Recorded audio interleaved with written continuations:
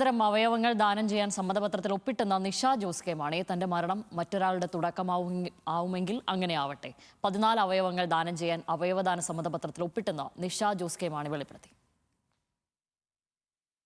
Probably ഞാനൊരു social worker ആയതുകൊണ്ട് ഞാൻ കുറേ പേര് മീറ്റ് ചെയ്യുന്നുണ്ട്. ഈ മരണം കിടക്കുന്നവർ, അങ്ങനെ വെന്റിലേറ്ററിൽ കിടക്കുന്നവർ, ജോസിനാണെങ്കിൽ ഒത്തിരി കോൾസ് വരും അതുമായിട്ട് ബന്ധപ്പെട്ട്. അപ്പോഴൊക്കെ ഞാൻ ഓർക്കും, ഈ ഓർഗൻസ് ഡൊണേറ്റ് ചെയ്യുവാണെങ്കിൽ എത്രമാത്രം ഗുണം ചെയ്യും മറ്റുള്ളവർക്ക്.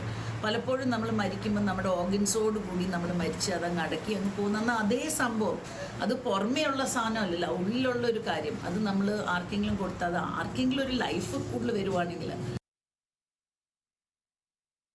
അജിത് ബാബുവാണ് കോട്ടയത്ത് നിന്നും വിവരങ്ങളുമായി ചേരുന്നത്. അജിത്ത്, നമുക്കെല്ലാവർക്കും അറിയാം, അവയവദാനം മഹാദാനം എന്നാണ്. നിഷ ജോസ് കെ മാണിയും അത് പൂർണ്ണമായും ഉൾക്കൊണ്ടുകൊണ്ട് അങ്ങനെ ദാനം ചെയ്യാൻ തീരുമാനിച്ചിരിക്കുന്ന ഏറ്റവും മാതൃകാപരമായ ഒരു കാര്യം.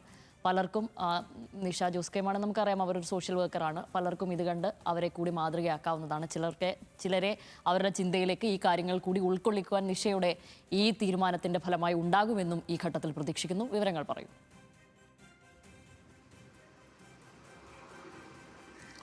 ശ്യാമലി സിസ്റ്റർ, ഇതിൽ പ്രധാനമായും ഏറ്റവും എടുത്തു പറയേണ്ടത്, ഒരു വ്യക്തി എന്ന നിലയ്ക്ക് ധാരാളം ആളുകൾ ഇത്തരത്തിൽ സമൂഹത്തിൽ ഇപ്പോൾ അവയവദാനത്തിനായി മുന്നോട്ട് വരുന്നുണ്ട്. പ്രത്യേകിച്ച് ഈ കാലത്തിൽ അതൊരു വലിയ മാറ്റം ഉണ്ടാക്കുന്നുണ്ട്. പ്രത്യേകിച്ച് ആളുകളുടെ സമീപനത്തിൽ, വിശ്വാസത്തിൽ, അത്തരത്തിലുള്ള കാര്യങ്ങളിലൊക്കെ ഈ അവയവദാനം ഇപ്പോൾ വളരെ പ്രധാനപ്പെട്ട ഒന്നാണ്. അത് മനുഷ്യർക്ക് നമ്മൾ ചെയ്തു കൊടുക്കേണ്ട ഒരു വലിയ കടമയാണ് എന്നുള്ള തരത്തിലെ ആളുകൾ കരുതുന്ന ഒരു കാലമാണ്.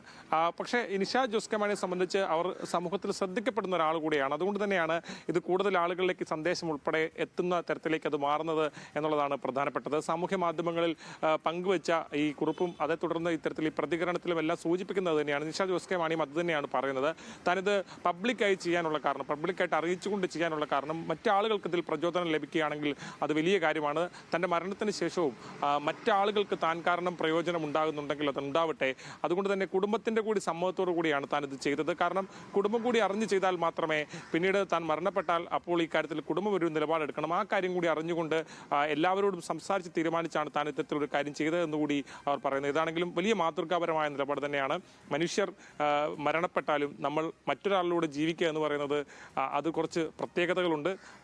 നമ്മൾ ആലോചിക്കുമ്പോൾ മറ്റൊരാൾ ജീവിക്കുന്നു നമ്മളിലൂടെ എന്ന് ആലോചിക്കുന്ന ആലോചനയ്ക്ക് തന്നെ വല്ലാത്തൊരു ആഴമുണ്ട്. മനുഷ്യൻ്റെ എത്രത്തോളം ആഴമുണ്ട്. ആ ആഴത്തിൽ ജോസ് കെ മാണിയും പങ്കാളിയാകുന്നു എന്നത് വലിയ മാതൃകാപരമാണ്, സന്തോഷകരമാണ്. ശരി.